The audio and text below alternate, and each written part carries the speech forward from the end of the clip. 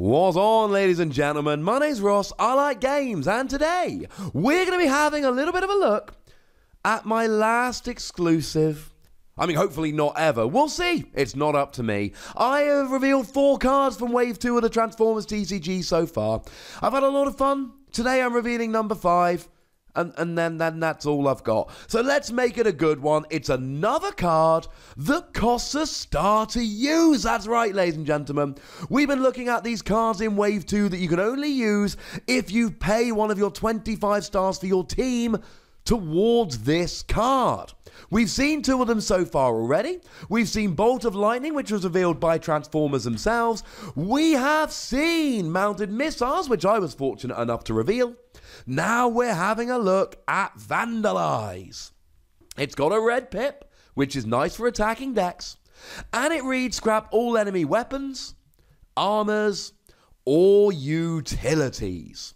Now, you do not get to scrap everything here. Either you scrap all the weapons, or you scrap all the armors, or you scrap all the utilities. That's what you get, ladies and gentlemen. They are the choices that you have. And that means that if your opponent's got, a weapon and armor and utility down, then that's really annoying. And do remember that each character has 1 armor slot, 1 utility slot, and 1 weapon slot. So generally speaking, you do want to try and mix them up so that you maximize the chances of attaching 1 upgrade per turn. And that really is what you want to do. Your goal here is to attach 1 upgrade per turn. Now, there are some times this is going to work beautifully. So if you have a look at Megatron Living Weapon, in bot mode it says this can be upgraded with a weapon in his armor and or utility slots. So that means that if you're playing Megatron Living Weapon, you are probably going very heavy on 2 weapons. Like, for instance, Fusion Cannon of Megatron. I mean, it'd be rude not to, right? It's Megatron's weapon. So there, getting rid of all weapons is going to be good. And it actually gets even a little bit better than that, because we saw Predaking. It is the only one of the combiners that has been revealed so far, and Predaking can have 5 weapons. And if Predaking's got 5 weapons, and then you drop Vandalize and go, hey, I'm getting rid of all your weapons, that's amazing. I mean, amazing for you, kind of annoying for your opponent, but if you want to win the game, which usually you will want to, it's amazing. Or you could look at something like Cargo Trailer. Cargo Trailer is a fantastically good utility, which can be put on trucks, and it gives the upgraded character +1 attack for each cargo trailer on it. 1 cargo trailer +1 attack.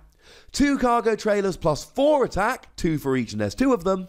3 cargo trailers +9 attack, +3 for each cargo trailer, and there are 3 on there. And let's not forget that Force Field, and if you've watched a few of my videos, you know my love for Force Field, is also a utility.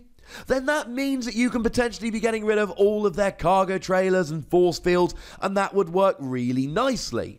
And maybe we can even look at tanks here.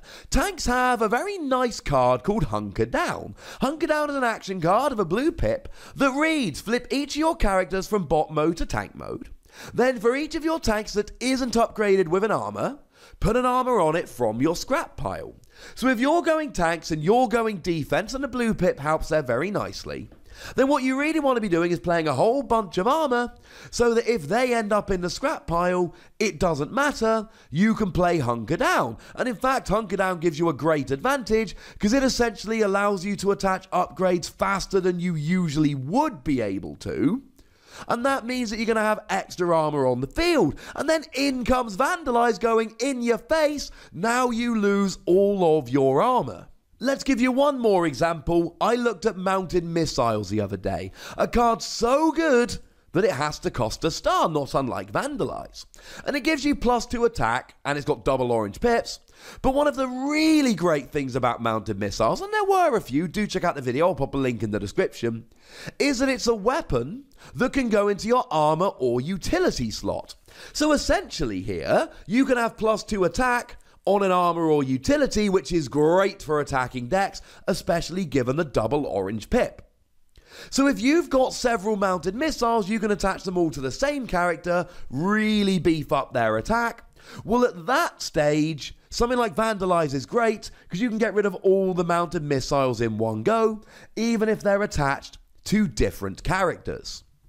But then again, we could look at a Dinobot deck and go, well, they've got Jaws of Steel, which gives you Bold 2 as a utility, and they'll probably also be using Flamethrower, which gives you Bold 2 as a weapon.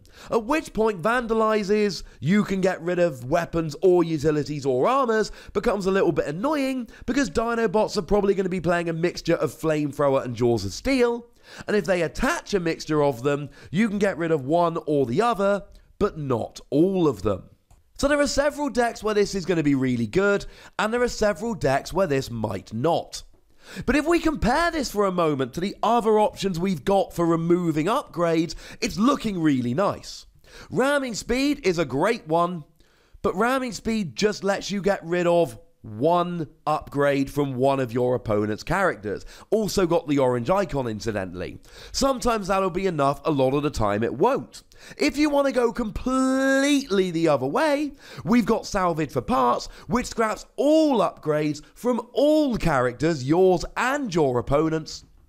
But then you've got to scrap your own upgrades, which is not terribly ideal. Bearing in mind, every turn you can play one action and one upgrade, so you probably in most decks want to be playing something like 20 actions, 20 upgrades, so that you can have an even number and attach one of each turn. So you're probably going to want your upgrades. Plus, Salvage for Parts doesn't have a pip, and that's kind of annoying. What about Disarm? Disarm allows you to return all upgrades on a character to their owner's hands. Now, on the one hand, that is all upgrades. On the other hand, it's only one character, and they go back to your opponent's hand. Although at this point, might I suggest Security Checkpoint? Security Checkpoint is a great card that says that your opponent has to scrap all upgrades from their hand. So the combination of the two of them could be kind of hilarious. Now, I know they are both actions. You can use Brainstorm to play them both in one turn. But might I remind you of Inferno Fearless Firefighter? When you flip to alt mode, return all upgrades on a character to their owner's hand. So it's exactly the same thing.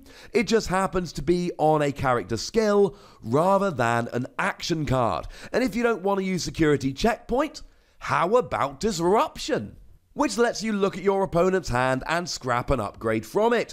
Only one from their hand, but you do get a choice. None of these so far are really screaming, yeah, I'm getting rid of all of their upgrades. And the last example I want to give you is Megatron Decepticon Leader, whereby when you flip it into alt mode, you get to scrap a card from your hand and then an enemy upgrade. But you got to scrap a card from your hand and it's only one upgrade. And the point is very simple. We have plenty of ways to get rid of upgrades, but they all have significant downsides, and Vandalize does as well. I mean, when I say significant downside, I mean you can't get rid of absolutely everything. All weapons, all armors, all utilities. And how useful this is going to be is really going to depend on what kind of deck you're playing. Maybe your opponent ends up attaching 3 or 4 weapons in a row and this becomes OP, or maybe they don't. There are plenty of very specific decks, Megatron, Predaking, tanks, whereby they are likely to be playing an abundance of one particular type of upgrade, in which case you can absolutely make some hay here. But there are plenty of others where you won't.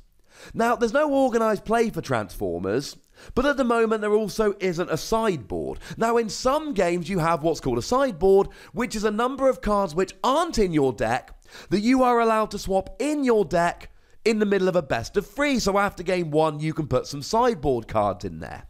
And if we ever get official tournaments and we ever get sideboards, this seems like a great sideboard card, just so long as you can pay the star cost.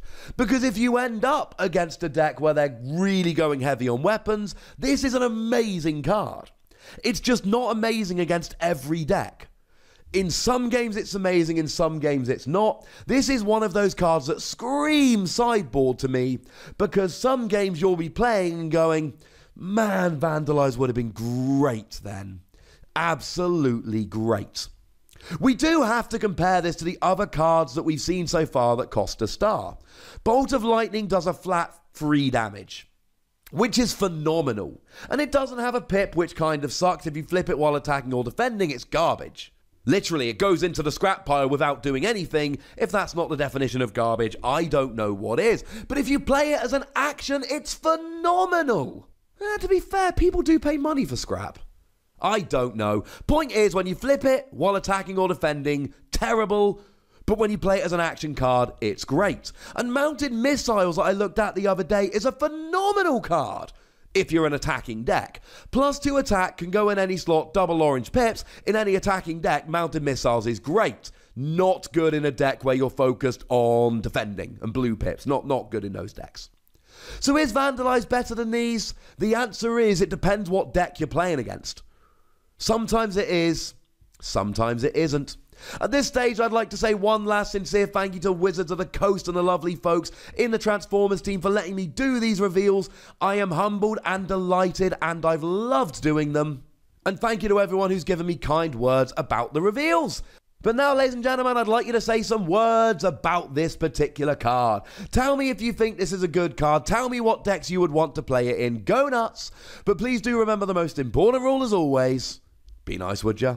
And then make sure you like this video, subscribe to this channel, and follow me on Twitter at the Wossy, where we talk about Transformers and other games. But by far the most important thing as always is to look after yourselves until next time. Thank you very much for watching. My name's Ross, and you've been watching Wossy Plays. Also, quick heads up, I know I don't have any more exclusive reveals, but I'm still going to make a video about every card from Wave 2, so don't go anywhere.